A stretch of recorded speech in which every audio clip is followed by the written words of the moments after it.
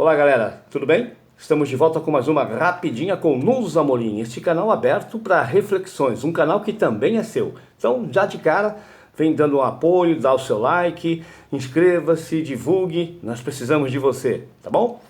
A pandemia continua, a ameaça continua, então cuide da sua saúde e de todos com quem você convive, ok?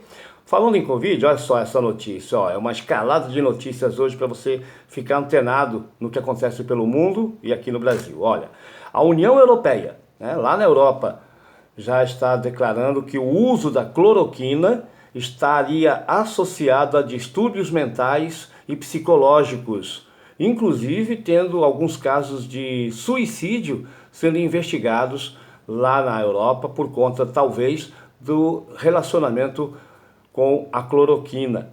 Pois é. A cloroquina, aquela do garoto propaganda, bebe cloroquina, toma cloroquina, eu garanto. Pois é. Aqui no Brasil foi feita propaganda pelo presidente da República. Lá nos Estados Unidos também, Donald Trump fez esse lançamento, desafiando a Organização Mundial da Saúde, enfim, contrariando médicos, a ciência. Lá na União Europeia já estão pesquisando a ciência, tem quem conteste, né? Aquele rebanho que idolatra Bolsonaro diz que não, cloroquina é bom. Então tá, pois é.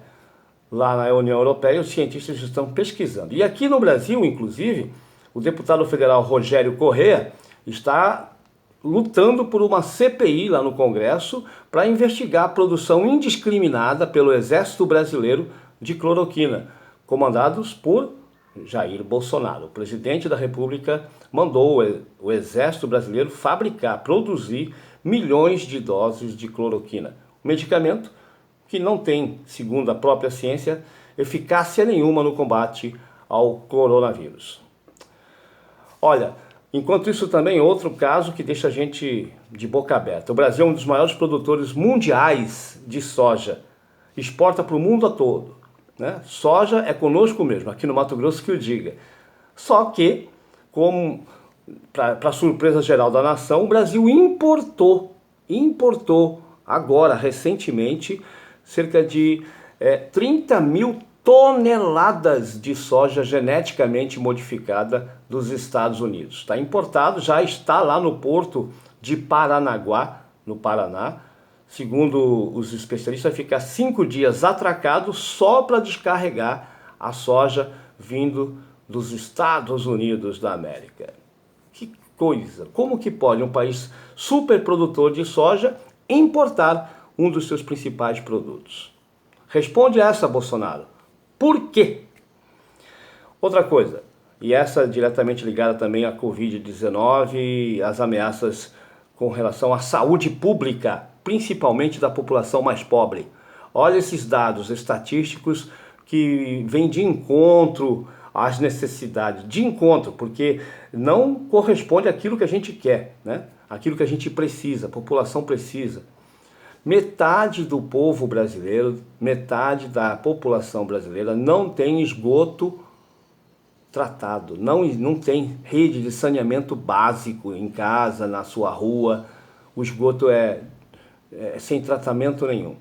Tá? Então, a necessidade básica de saneamento, metade da população. Nós somos cerca de 210 milhões. Então, cerca de 100 milhões de brasileiros não têm saneamento básico. 100 milhões.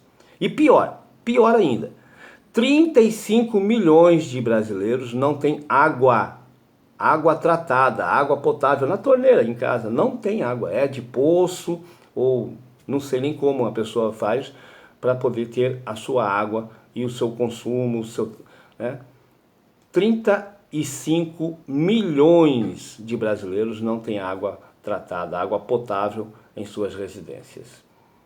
Como você vai lavar, vai se cuidar contra coronavírus na periferia das cidades, nas favelas? Esta é a realidade.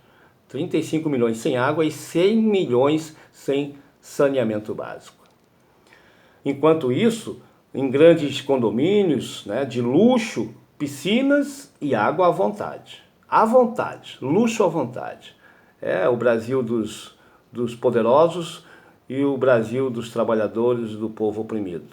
Esse abismo social. Reforma administrativa. Paulo Guedes e Bolsonaro vivem falando que para melhorar e diminuir a dívida do Brasil, melhorar as condições, melhorar a dívida nacional, né? A reforma administrativa é fundamental, porque e aí vem uma série de fatores, estereótipos, que servidor público não trabalha, é preguiçoso, é improdutivo. Pois é, essa referência cai por terra com um dado, inclusive, do próprio governo, um instituto governamental, um instituto oficial, que é o IPEA, Instituto de Pesquisa e Economia Aplicada. É um instituto de reconhecimento. Ele afirma que o Brasil, no nosso país, de 1995 a 2006, a produtividade, ou seja, aquilo que produz o trabalhador da área pública, cresceu 14,7%. Sabe quanto cresceu na iniciativa privada, o servidor da iniciativa privada? 13,5%. Então é mentirosa essa questão de dizer que a iniciativa privada trabalha mais, produz mais do que o funcionário público. É mentira, sabe? Mesmo porque eu sou professor da rede pública. O professor que trabalha na escola pública, às vezes é o mesmo que trabalha na rede privada, por necessidade, porque o salário que ele recebe na rede pública não é o suficiente para ele se manter e manter o mínimo necessário para a sua família. E aí ele geralmente trabalha na rede pública e também na rede privada.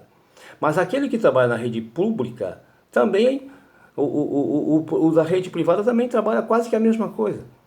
Então, esses dados aqui mostram que é mentira dizer que funcionário público é preguiçoso, não trabalha, ele só não tem investimento, é um investimento perdido. Olha aqui, 14% foi o aumento da produtividade na rede pública, servidores públicos, e 13,5% na privada, na rede privada. Então, algo está errado. E para finalizar, todos esses dados, essas informações são importantes, porque abrem os horizontes da população. Mas aqui no Mato Grosso, infelizmente, como eu sou educador, tenho que alertar. O governador Mauro Mendes, um governador que se diz democrático, que diz que tem que investir, aquele que durante a sua campanha em Palanque falou que prioridade era educação, saúde, e sempre educação é prioridade em qualquer governo, como para a prefeitura, para governo, para a presidência da República. Mauro Mendes está fechando várias e várias escolas, centenas de escolas pelo estado afora, tá?